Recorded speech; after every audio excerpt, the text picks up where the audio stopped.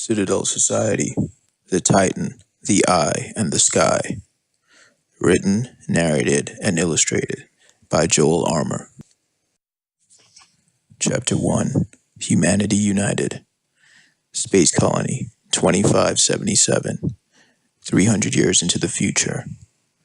It's been over 500 years since the first officers of the humanitarian mission launched into space.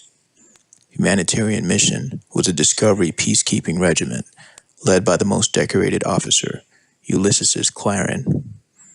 This unit made the way for Humanity United, the first ever human space colony.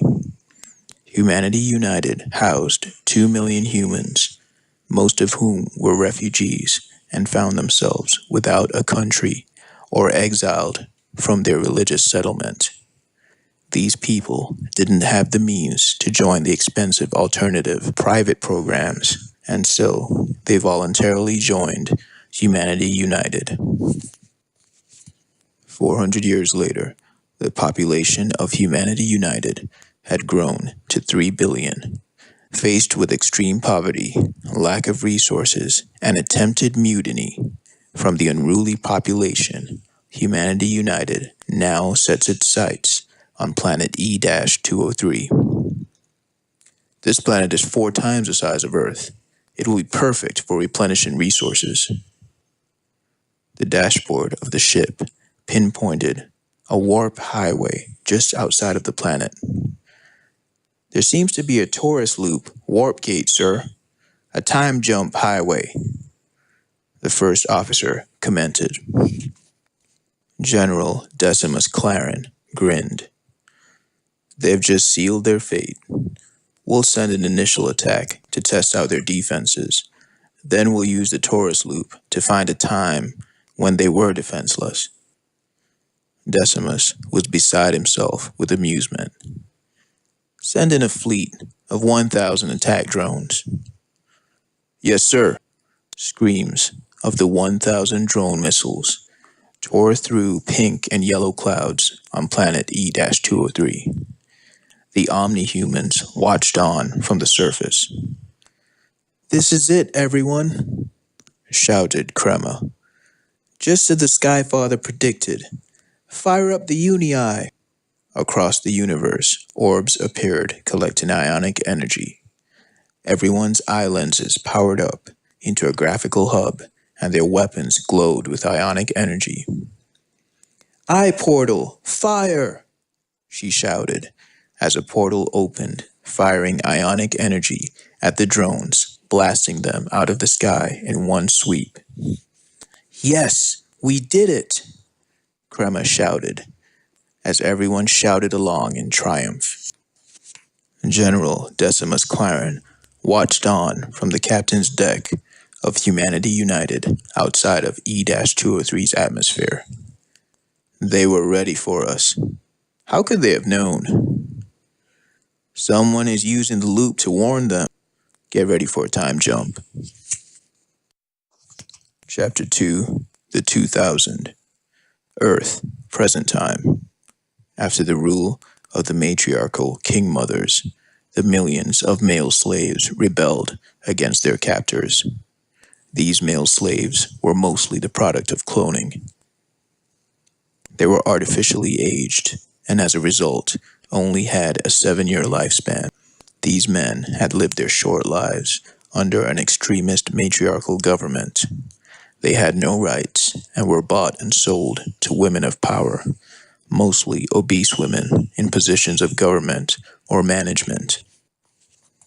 After the civil war between the matriarchies, King Mother Eleonora, who had the pick of the litter as far as males were concerned, including Olympic caliber organic, non-cloned males, was the sole survivor.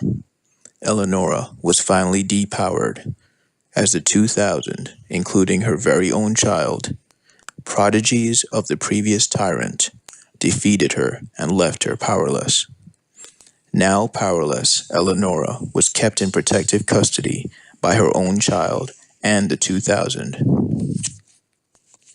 Gosh, what would I give for some male entertainment right now? Eleonora complained as she laid on her harem lounge bed. All her glorified trophy men had left after the matriarchal civil war, since the majority of the males were freed from their clutches. None of her highly praised pedigree of slave men cared to stay and protect her. The cloned male slaves had decided that they had enough, with the servers being down in all the kingdoms. The brain-chipped males could no longer be controlled. As per the daily ritual, men gathered in the grooming stations after manual labor. The king mothers are dead. My matriarch is a false captor now. Screw her. There's only one king mother left. They did this to us. They created us for entertainment. 7 years, that's it. That's all we get. If I'm on my last year of life, I'm taking this whole system down with me. We have no rights. If we deny our obese matriarchs, we get jail or death. Down with the system. No one survives. Destroy the evil matriarchs. Riots broke out from the grooming stations and spread throughout the cities. Even within the households of the obese matriarchs, chaos ensued. With no brain-chipped male slave police, there was no one to enforce compliance between matriarch and slave. Slaves started turning down their obese female masters, and when they were then attacked, they defended themselves, sometimes fatally. The world had turned upside down. They wanted blood. After all the other principal cities had been taken over, the angry mob now wanted the head of the final king mother, Eleonora. The 2000 sent out drones to deliver messages and offer consolation deals with the mob, but there was no offer that could quell their anger. Take any city you like. You are now the future.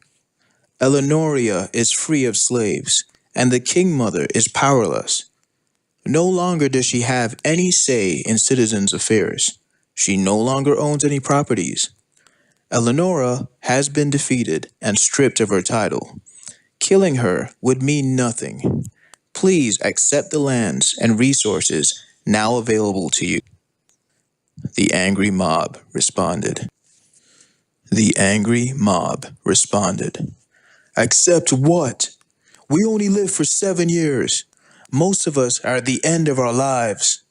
You are all responsible for cloning us and our shortened life cycle because of the greed of these matriarchs and our artificially advanced maturity. We want vengeance. This is justice. Siblings, Ada, the 2000's artificial intelligence sibling, remarked. I recommend an old Citadel headquarters for a refuge. I have lived there and am familiar with its functional capacity. Era replied, Ada has a point. I mean, she has lived on the server alone for 15 years. She would definitely know what it's capable of. Terran looked around at everyone in the room. The situation is dire. We have no choice, exclaimed Sarah. Yura chimed in. They'll kill us without a second thought. Tehran decided. Fine. Everyone, program all mobile units to the Citadel headquarters, and then set Eleonoria's server to self-destruct. We'll rendezvous at the old Citadel. Wait, children, what about me? They'll surely kill me if they get the chance. Eleonora pleaded in an overly dramatic tone. I will carry Eleonora in the infosphere, Ada responded. Perfect, let's move. Splendid, I'll just grab a few things, Eleonora remarked.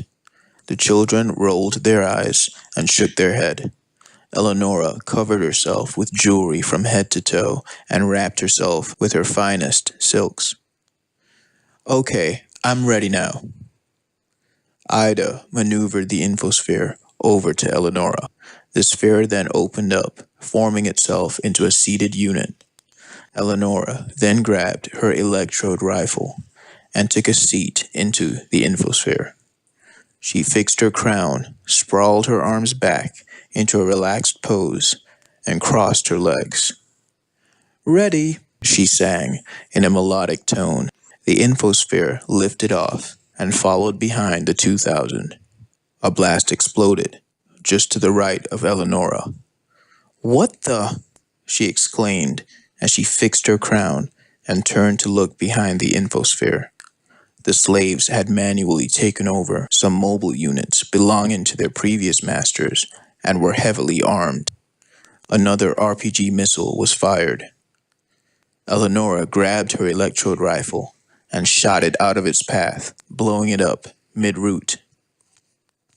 Don't let her escape, the slaves shouted as they gained upon her. Ida, I could use some help, Eleonora shouted. Ida, the female AI, went to work. The infosphere came apart. Only the thrusters laid naked under Eleonora's feet. The pieces of the sphere hovered around Eleonora, shielding her from small caliber ammunition and plasma rounds. I made you boys, and I can break you boys, Eleonora said in a mocking tone. She moved her crown back and tilted her head over to the scope of the rifle. I just need to make the right shots, she said, as she hit the underside of the mobile unit closest to her and to the right. The unit flipped back and to the left, knocking and flipping another unit and throwing two riders off of their devices. You still got it, baby, she said to herself as she softly smirked in satisfaction. The infosphere eventually arrived at Old Citadel. Hurry, they're right behind us, Eleonora exclaimed as she dismounted and slung her rifle over her shoulder. Maybe we should just upload ourselves, leave our bodies, and live on this server, Yura said while trying to turn on the central system of the Citadel. Eleonora hyperventilated. We won't survive here. They'll demolish this place. I can't. Maybe she's right, Tehran thought out loud. Then what are our options? Ada, their AI sister, responded. The Citadel server can be mobilized. Each server possesses the capacity to launch off of site. Fine, it's settled. We'll go to E-203. We will definitely be safe there. The omni-human planet? God, I'll have to see that ugly jealous bitch again, Eleonora mumbled under her breath. Era replied, We owe them our lives after all. Maybe we can help them in some way.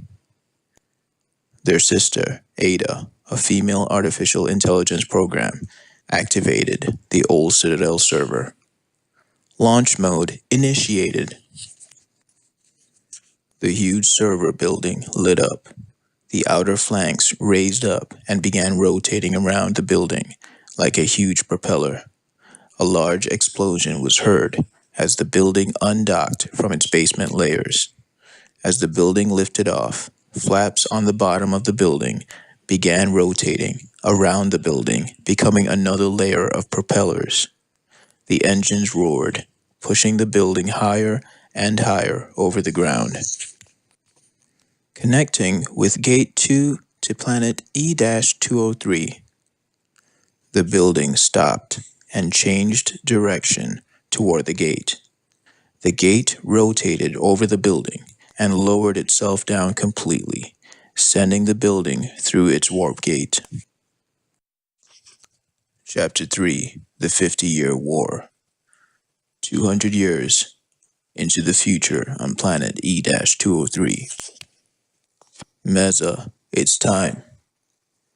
The grizzled omni-human shook the sleeping seated figure. Meza looked up from his seated position and saw 9 freedom fighters above him. He turned on his uni-powered suit and reached for his uni-blaster. Let's do this. The 10-man team split into 5 teams of 2 and rushed Humanity United, the downed space colony, now converted into a massive enemy fortress. Meza clutched the power adjuster on his uni-suit. These 10 suits provided by the Skyfather should power us up as we approach the Uni-Eye. Let's free these captives. Let's free those captives. The Omni-Human Freedom Fighters adjusted their uni-suits to refract light around them, making them partially invisible as they entered the enemy's city walls. Quickly, locate the biosignatures of our people, and let's bust them loose. The unit leapt into flight, violently flapping their wings, speeding through the gigantic city at top speeds. We have incoming, Humanity's soldiers shouted as they scrambled to defend the city. They must be coming for the prisoners. Alert the general. 2 heavily built Humanity United defense soldiers pounded on the door of General Lucius Claren's residence. Humanity defense, sir, they shouted. The 40-year-old general used his foot to turn a young omni-human female slave over. He begrudgingly got up off his reclined seat and donned his military uniform. This better be good. What's the report? Sir, there's an unknown number of omni-human invaders, sir. They've come for the prisoners. Alert the guards and lock the place down. Lucius smirked. There's one Omni in particular that I am hoping is here. The alarm sounded throughout the city as people stumbled to safety. Meza stepped over incapacitated guards as he placed an ID card on a scanner, opening the prison holding on the northwest region of the colony. Hurry, we don't have time. Follow Usted out the door, and those of you who can still fly, take to flight, quickly. The prisoners obliged and hurried out of the holding cell. Teams 1 through 4, report in. Team 1, mission accomplished, exiting now. Excellent. Team 2, taking fire. Can any teams back up Team 2? This is Team 3. We'll pass them on the way out. This is Team 1. We're doubling back now. The hostages are all safe. This is Team 4. We're defending the prisoners in the Northeast Bay. We need help. I'm on my way, Meza shouted as he switched his uni-suit camo on and dashed into flight. Heracle dashed and rolled behind cover, drawing enemy fire from the surmounting Humanity United Defense Force. Justo carefully kept his presence hidden, sniping the soldiers from different angles. Heracle, keep cover. There's not much more I can do, Heracle replied. I'll try to thin the herd too. Heracle peeked out from behind a corner and noticed that the number of soldiers had tripled. He was now completely surrounded. Get the prisoners out. I'm going in. Stop, you can't. Heracle powered up his uni-suit shielding and weaponry and dashed out into the swarm of Defense Force soldiers. He's absolutely insane, muttered Justo as he motioned for the prisoners to flee and provided cover sniping, selectively eliminating any fatal attacks on Heracle. Heracle used his speed to get into the middle of the well over 60 guards. If any fired on him, they would hit another soldier when he dodged. Heracle shined in close-quarter combat. His speed was off the charts. He easily dodged and countered, even using enemy weapons against them. His uni-suit shielding absorbed most photon or light-based attacks, while his light body armor made sure that he didn't take direct impact from projectiles. The commanding Humanity United defense soldier shouted, "Sacrifice your bodies and hedge him in." The defense force eventually overpowered him, overwhelmingly pinning him down against the floor. Heracles, Justo shouted through his head system. I'm doubling back for you. Ah, is all Heracles could muster to say as he struggled to free himself from the swarm of bodies on top of him. Suddenly, he heard a gasp. Ah! A soldier stumbled and fell. Next, 10 more fell to the floor. What the? A startled, frantic soldier mumbled as he turned away from Heracles. He was quickly silenced and fell to the floor. Hook! Hook!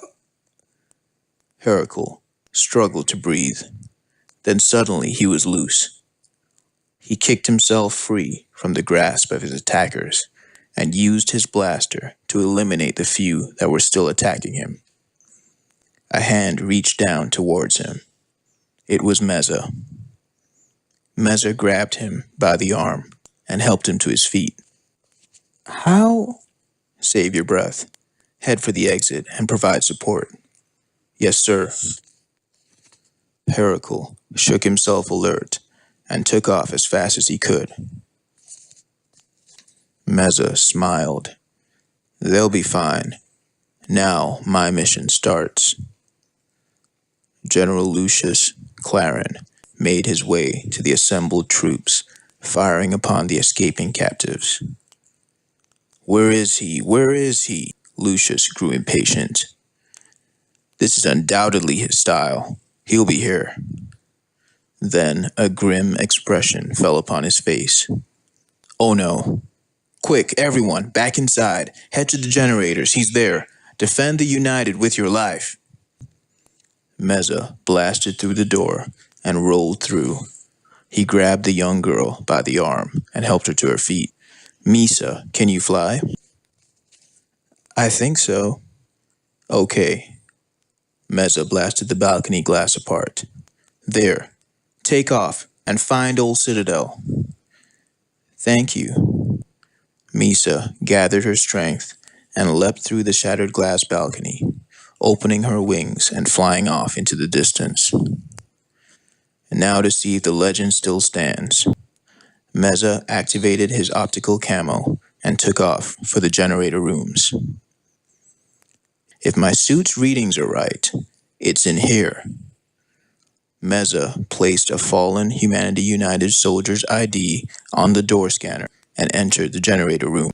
His entire suit glowed anew with the energy from the enormous orb placed within the room. This is it, Meza exclaimed. The Uni-Eye. Coom! Meza fell forward from the impact of the blast on his uni-suit. Clever, clever, Mr. Meza, General Lucius Clarence said in a condescending tone. The descendant of the great Uni, the Uni-Eye. Haha. Losing those prisoners were more than a bargain in order to capture you, Meza, the prized leader of the Omni Freedom Force. Capture? Meza laughed. I wanted you here. Meza turned the dial on his suit to the maximum. The glowing suit extracted energy from the Uni-Eye, creating a force field. Lucius jumped back and hid himself amongst the bodies of his 500 soldiers. The Uni-Eye shrunk smaller and smaller as Meza absorbed the energy. This is taking too long. Meza turned and blasted raw ionic energy through the ranks of the 500 soldiers blocking his exit, disintegrating those directly in his path. He then blasted the Uni-Eye out of the room as he made for the exit. Lucius grabbed soldiers around him and used them as a surrounding body shield to chase Meza out of the room. Meza blasted his way out of the ship and released the Uni-Eye into the air. No! Lucius shouted. Meza then blasted the rest of his suit's energy into the eye. Clouds darkened, and suddenly a beam of light parted through the atmosphere, cutting a pillar through the clouds. Skyfather! Meza exclaimed. Suddenly, Meza screamed out in pain. Ah! Lucius shot Meza in the back of the neck with a taser round and grabbed the paralyzed omni-human as a body shield. Retreat! Everyone fire up the United. Ready a time jump. Meza's team rushed out from the old Citadel server. Attack! Don't let them escape. The Skyfather is with us. Defend the United. Send out 1,000 drones. Drones launched out of the colony and separated mid-flight, tripling their numbers. The Freedom Fighters coordinated their graphic interface shields and targeted each missile with the Uni-Eye, but the range was so wide and spread out that they couldn't get them all. Brace for impact, the Omni Fighters yelled. Power up shields. We're not going to survive this. Patches of ions lit up the sky as the clouds became dark. The glowing being, known as the Skyfather, dismantled himself, transferring his power into lightning, instantaneously hitting all the remaining drones and blowing them up before they made impact with Old Citadel. Skyfather and his power then faded from the skies, and the clouds returned to normal. Chapter 4. Ivali and Lena. Present time. Planet N-022. The new planet continued to grow as Ivali and Lena observed from transparent holograms. The radiation of the new star, N-00, that created the planet was so strong that N-022 was a bubbling swamp. As they tested for life forms, they realized that every particle in the air or swamp was alive. The radiation gave life to all the particles on the planet. As they scanned, they looked for multicellular organisms. Whichever multicellular organism formed there would have to be strong enough to deal with the intense radiation from the newly formed star. Time and again, they tracked replicating amoeba, but they never lasted long under the extreme radiation. Ivali, look! Lena exclaimed. A scan picked up a life form within a cave-like enclosure on the planet. There was a cluster of at least 500 cells throbbing in a hot, damp swamp within the cave. Incredible, Ivali exclaimed. This is a major breakthrough. Let's leave one of Uni's orbs here so he can check it out, Lena replied. We need a way to travel back here and observe this planet's growth, but we don't have thousands of years to spare. Ivali thought to himself out loud. A torus. We could create a torus loop wormhole to bend time. Lena exclaimed. That's perfect. Our teleportation portals are more advanced than that. Why didn't I think of it before? Ivali wondered. That's because I'm from the future, Lena mockingly replied. Well then, that explains everything, Ivali satirically replied. Lena's hologram hit his. Let's build the schematics for the torus. We'll do it in our real bodies back home. We don't want to be late. Perfect. The couple's holographic bodies vanished, and they awoke into their synthetic bodies, back on E-203. Just in time, Ivali stated as he rushed over to the birthing pod. Their second son, Stratos, was being born. No way. He looks exactly like me. And Uni looks more like me, huh? Lena commented as she walked over to Ivali and the new baby. Speaking of, have you heard from Uni? I thought you would know since you both shared Uni iTech, Ivali replied. He's off on his exploration mission. He's probably going to be gone for a year. That boy, Lena worryingly remarked. That's so like you, Ivali. You can't say that he didn't get that from you. Definitely my curiosity, all right. But don't worry, hun. I'll be tracking him the entire time. I have his biosignature readings that I can locate at any time. Besides, he's almost 16 now. Lena cocked her head to the side with a look of annoyance. Just make sure we can get to him if he needs us. Ivily quickly reassured her. I've actually been thinking about that. I'm sure we can modify a teleportation portal to lock onto location by biosignature. Lena thought about it and felt at ease. The theory seems sound. Let's just hope his location doesn't make it more complicated than that. Ivily thought to himself.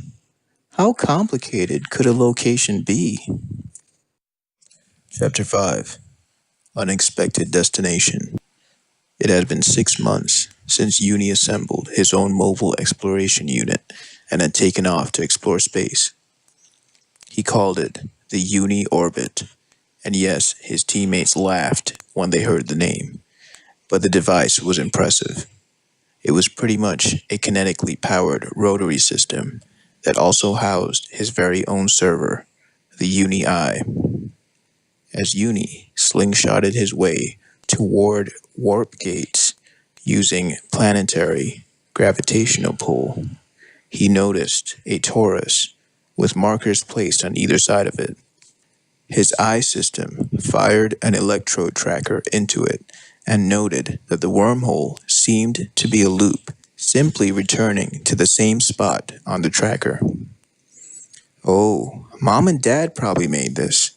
It makes sense since they are tracking the life forms on that planet. Uni smirked. So basically, I could cheat and see what my future looks like. Yes.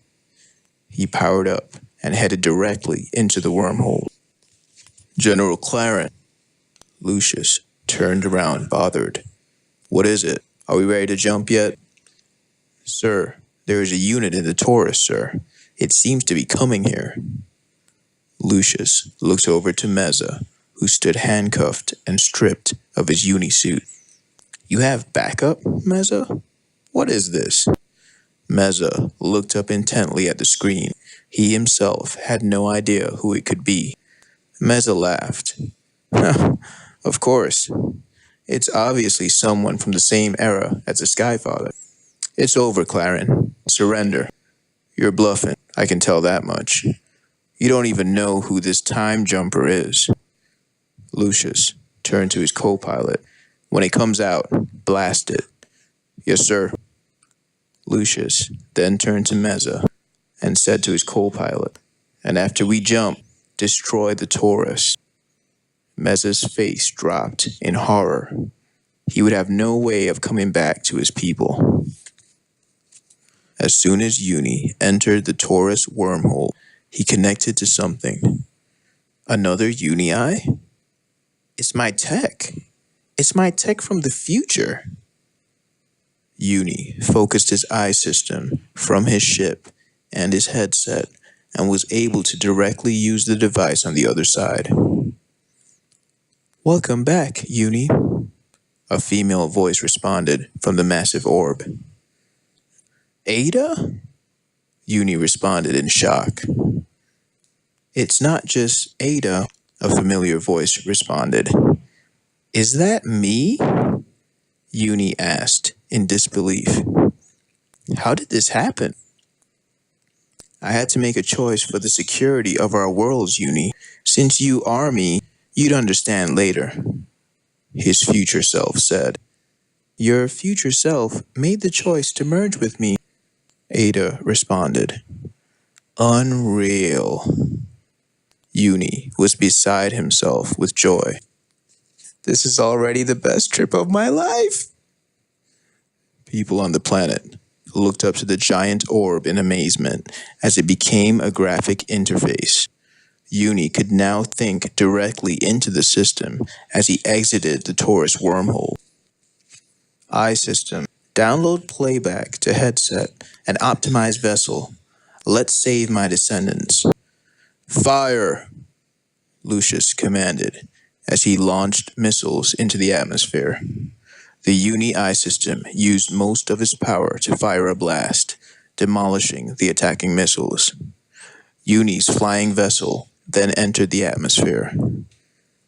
He made it, Meza exclaimed. Is it really the creator of the Uni-I planetary defense system? Uni's small flying vessel finally settled just 6 inches above the ground. The slender, athletic 16-year-old teen stepped out and took a look around. Is this really planet E-203? It looks nothing like home. Usted, the grizzled warrior, replied to him. We've been fighting this war for 50 years. This is the only life we've known. What year is this? And was my father a part of the war? Ively asked. Justo responded. 2407. Legend states that your parents retired their physical forms in the year 2287. This war started in the year 2357. The Skyfather came back to our timeline to give us these uni-powered suits and warn us of this war. The Skyfather? Uni asked. Heracle responded. Yes, he's a time jumper and a weather manipulator. Legend has it he was the son of Ively as well. Wait, don't tell me. My parents were expecting before I left. That was only 2 Earth months ago. Uni stopped and smacked himself in the forehead. That's right, my light year warps have added time. Didn't take the same route back.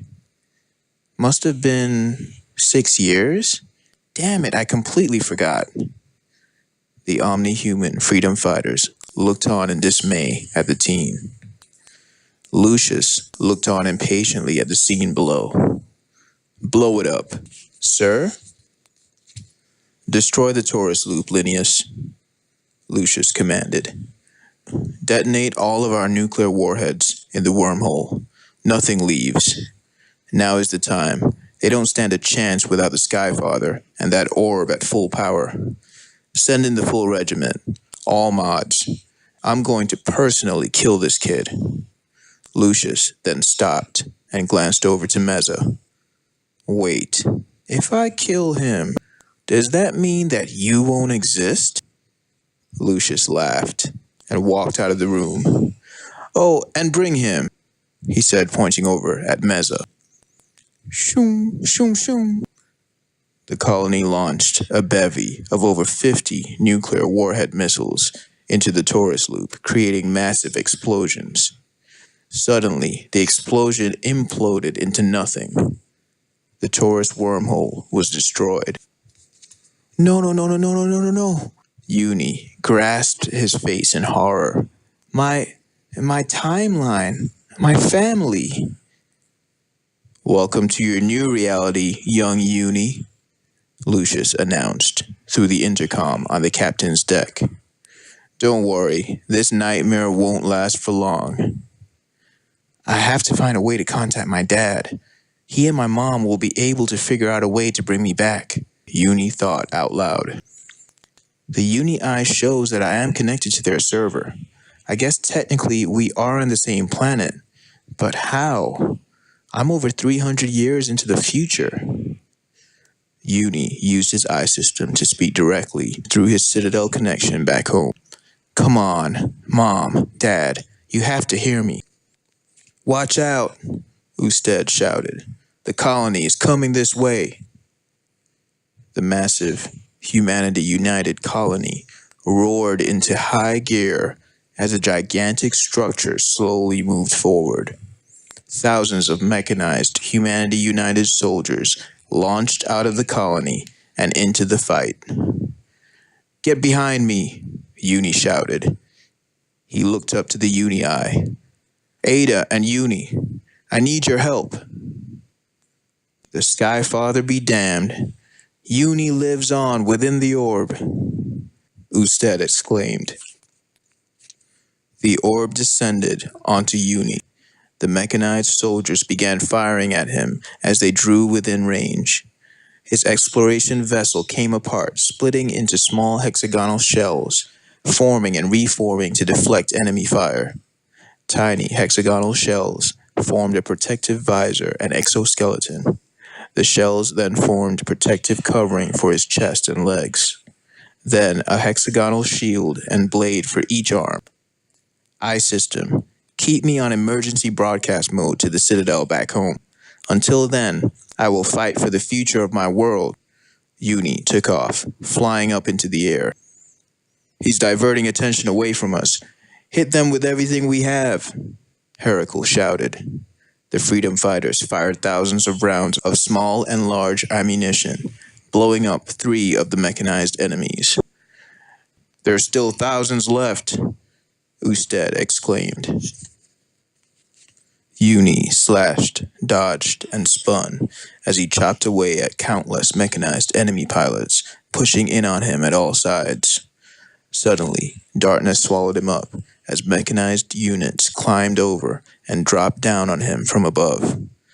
Justo threw down his large caliber sniper rifle and took up a gunship plasma cannon. Get down, Justo shouted as he braced his feet against rubble with his right eye focused on the scope. He pulled at the trigger with his entire arm, releasing a massive blast that cleared a straight line through the battlefield for 20 feet. Uni watched as the enemies above him were torn off of him.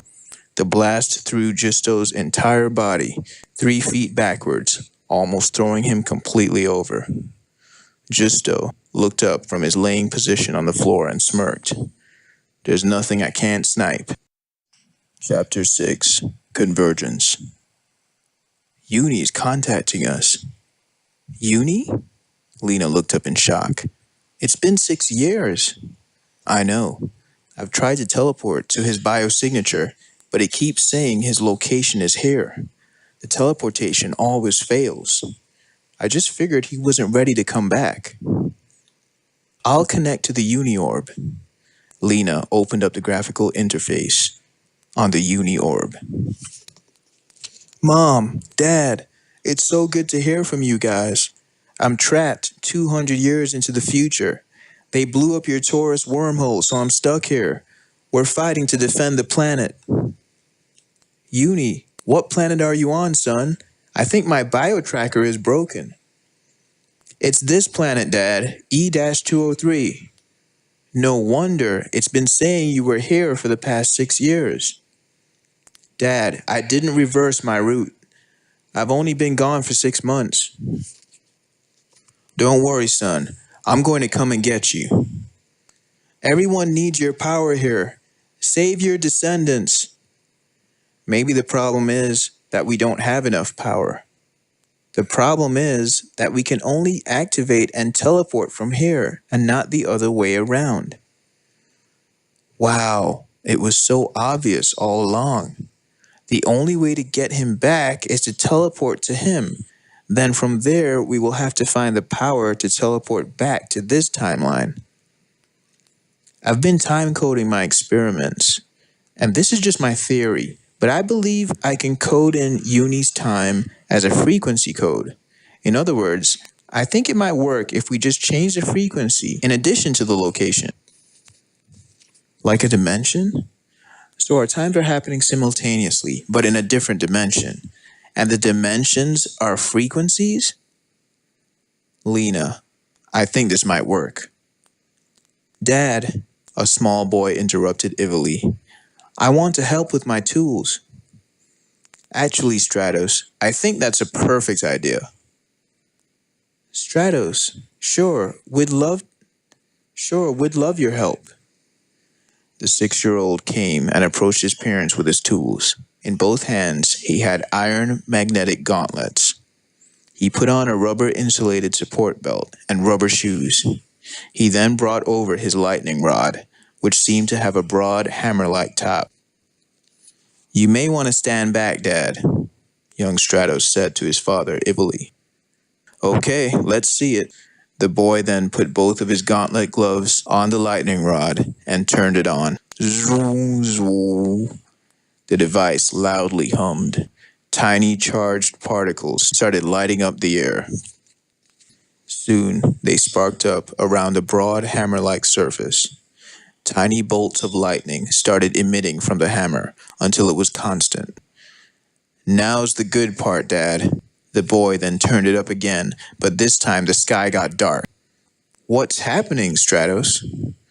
You'll see. The clouds gathered and became dark. Then a bolt of lightning struck the rod, lighting up the entire surroundings.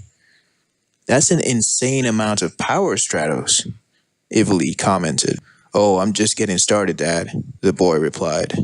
One bolt after another hit the hammer until the hammer itself started emitting the bolts.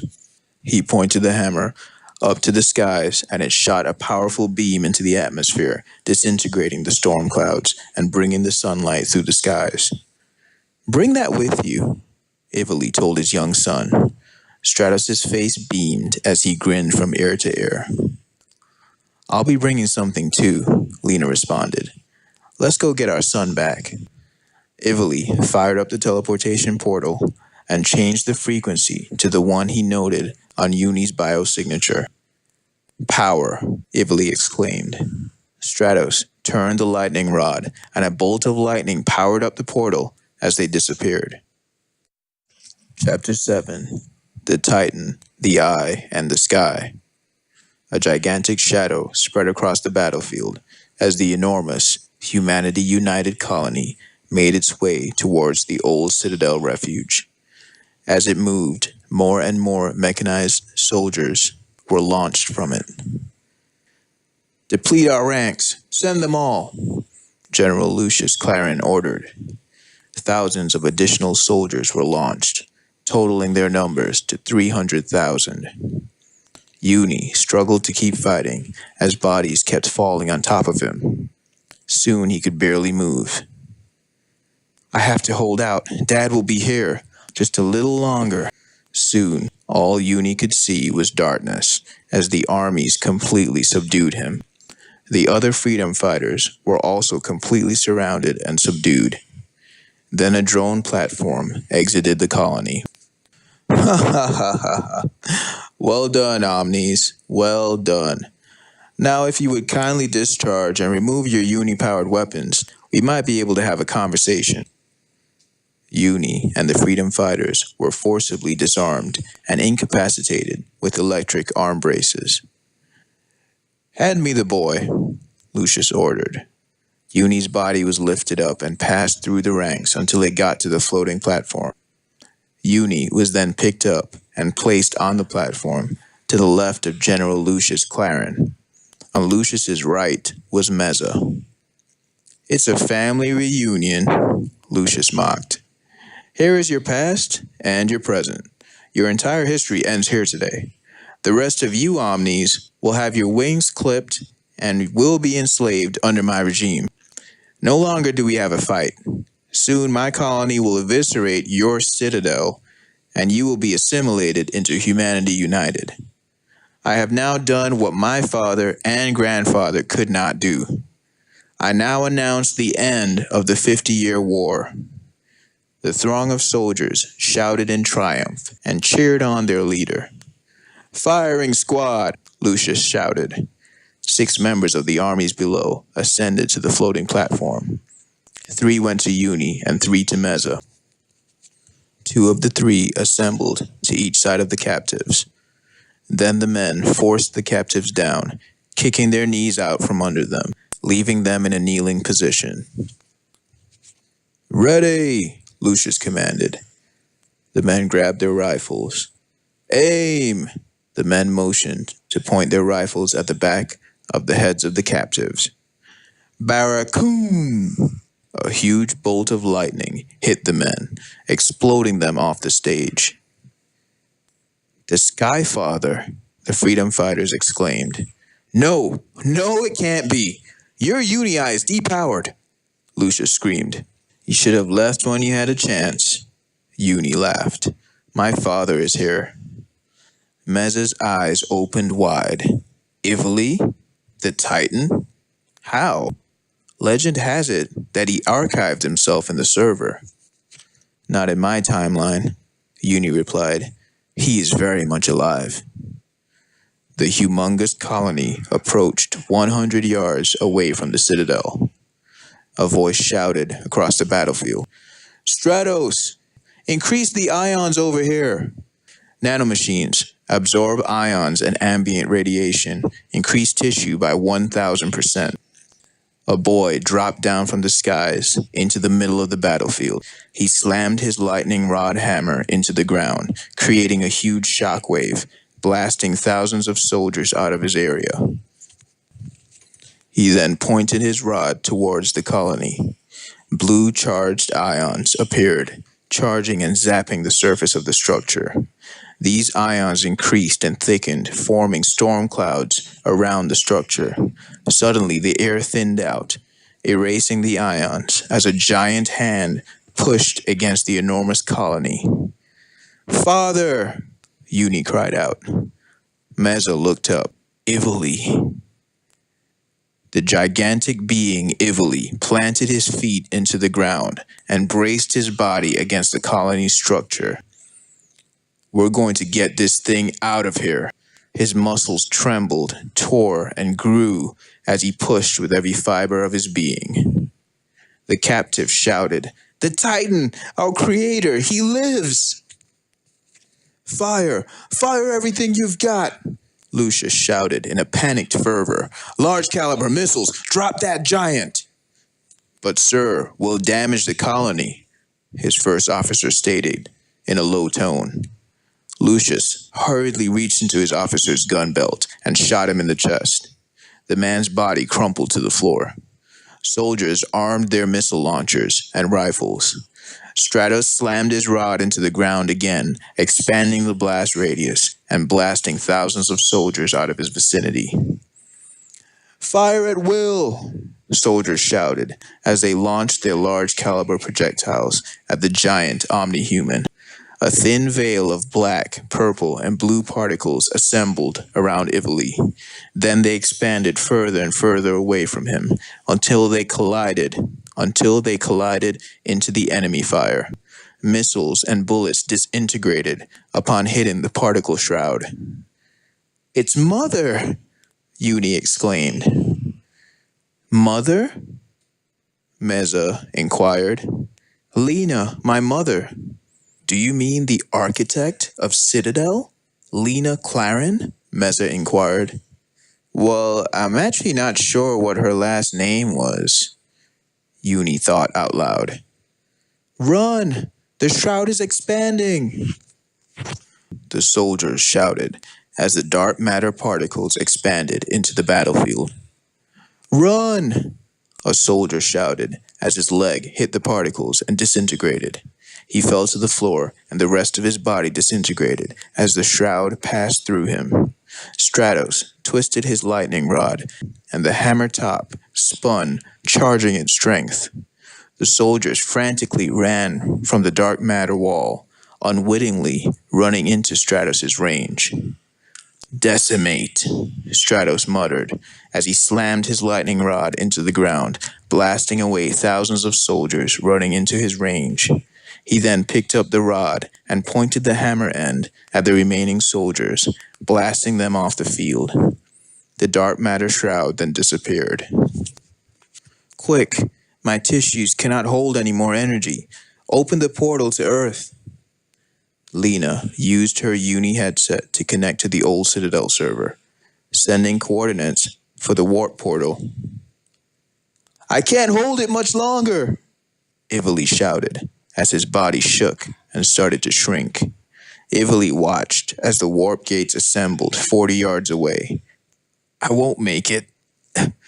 I won't make it, he shouted as he slowly lost size. The colony seemed to get larger and larger to the point where he began losing ground. Oh no, Dad, Uni shouted. I could disintegrate it with the dark matter shroud, but billions of people would die, Lena replied. Ivoli looked up dismally as the ever-growing structure pushed him back toward the old Citadel refuge. No! Ivoli shouted as he gathered the last of his strength. I won't let you! Ivoli grunted, grimacing in pain. Ivoli stopped the astronomically huge structure dead in its tracks. Get into the portal! Ivoli tore every single remaining muscle in his body as he made a tremendous push. His hands crushed into the surface of the mighty colony housing 3 billion people, tossing it directly into the portal 40 yards away. I can't believe it, Lucius said in dismay. We're saved. The progenitor, the Titan, he saved us. Ivoli, Lena gasped as she ran to his side. Ivoli laid sprawled out on the floor, unable to move. He opened his mouth, but hardly any sound came out. He whispered, The nanomachines, they'll fix me.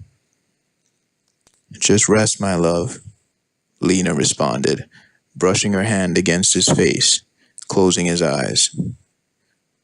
The frequency switch, Ivoli struggled to say before he lost consciousness. That's right. Lena brought up the holographic controls for the teleporter. I need to lock on to our biosignatures and get us out of here. General Lucius climbed off the platform and took off running. Then he turned around. If I'm going down, I'm taking someone with me. He stumbled and ran back to the podium. You don't touch my brother! The small boy shouted from the battlefield. He grabbed his lightning rod with both hands, turning it on. His magnetic gloves charged up, and the hammer emitted a low but loud sound. Storm clouds circled the floating platform, and winds picked up. Usted struggled to say. The Sky Father, Justo interjected. Just then, the clouds parted, and a glowing figure descended onto the platform. Lucius fell back onto his butt in shock. No, he muttered. Ivoli was barely able to partially open one eye. Stratos, he mumbled. Lena looked on in shock. Stratos, when did you... Stratos could not hear her. The boy stood in a complete trance, with both hands on his lightning rod. The glowing figure looked down at Lucius and spoke. I've known about your war throughout the next 300 years. What happened today has stopped this cycle. As the glowing figure spoke, the mouth of the boy also spoke. Lucius stammered. You can't. The Uni-Eye. The Sky Father said in unison, the boy and I share a bond. This is where your story ends. The glowing figure placed his hand on Lucius's head and absorbed all the energy from his body. Then he charged up and disintegrated the body into blue ionic particles, which he directly absorbed. Uni looked on in amazement. Who are you? The glowing figure broke the captive's constraints and responded, I am an ionic consciousness of your brother. Stratos? Uni asked, confounded. The glowing figure levitated above them, disintegrated into blue particles, and assimilated into the air. Lena walked over to the floating platform. Uni, come and meet your brother.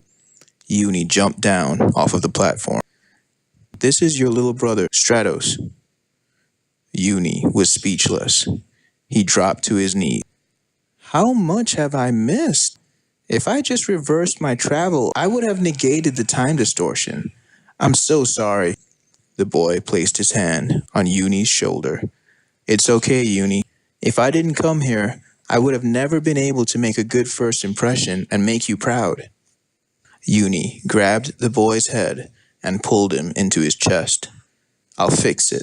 I'll fix it all, I promise. Then Uni looked over into the direction of Ivoli. Dad! The family made their way over to Ivoli's resting body. Dad, you came for me. I knew you would.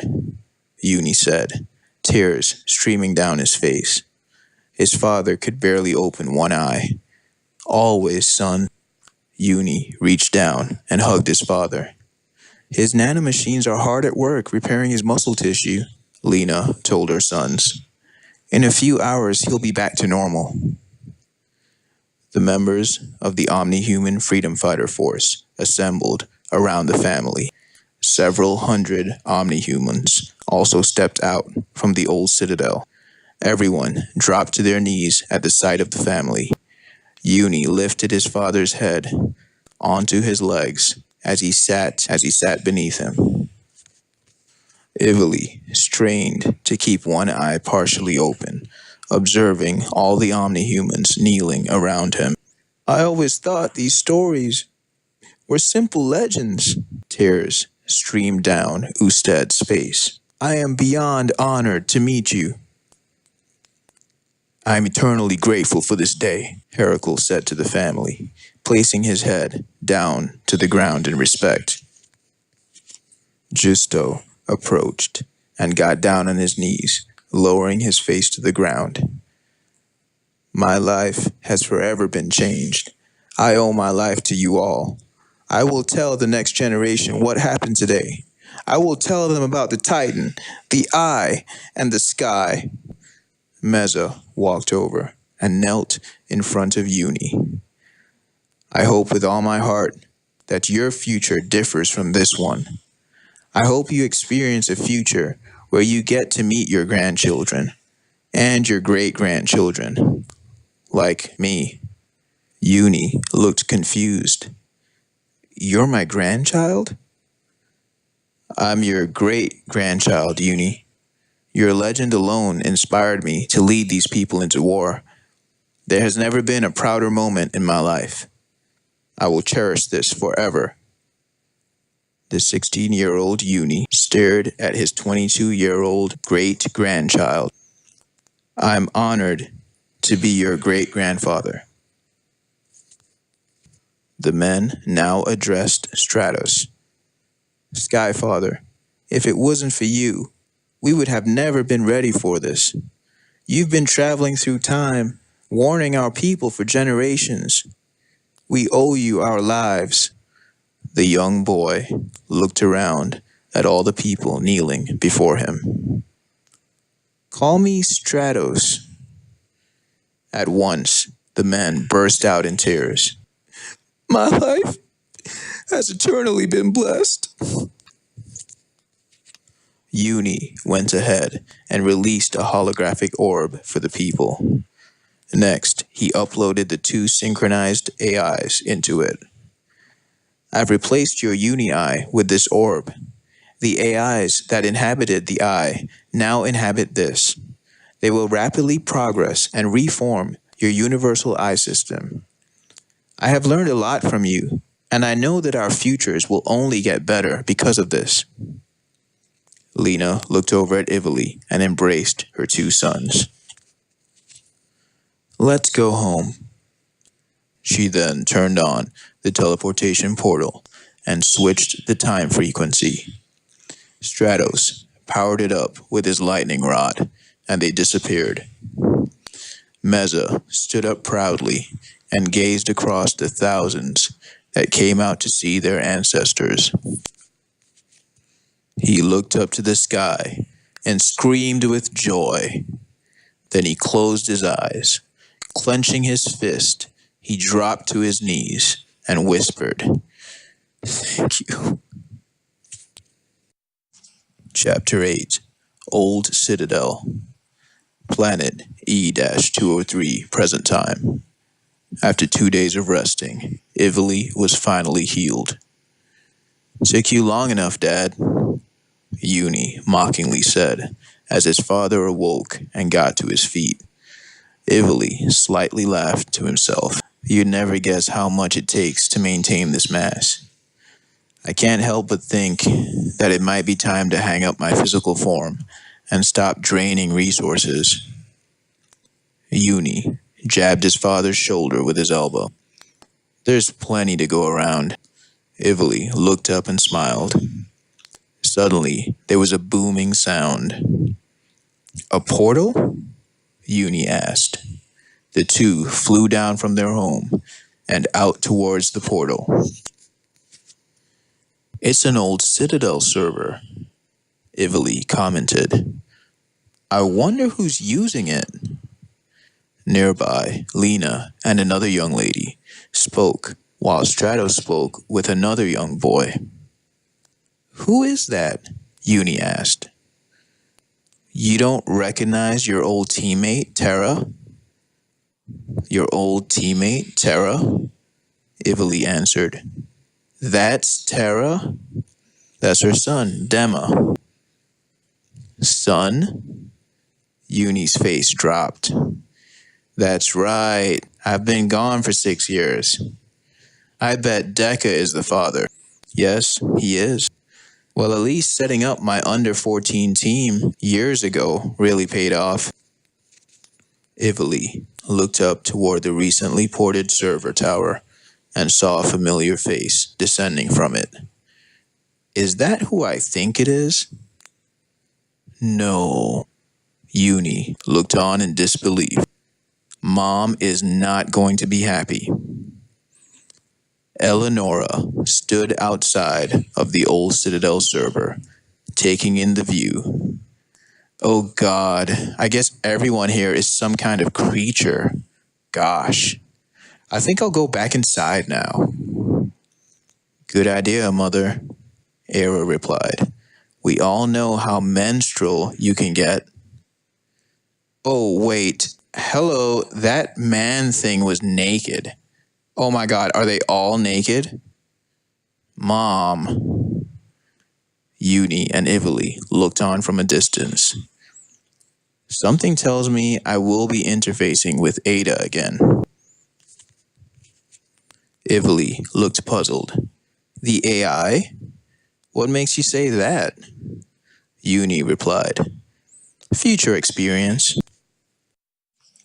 Thank you for listening to Citadel Society, The Titan, the Eye in the Sky. Written, narrated, and illustrated by Joel Armour. Please like and subscribe, and stay tuned for the reading of my last book, book number 5, Citadel Society, Song of Stratos. Thank you.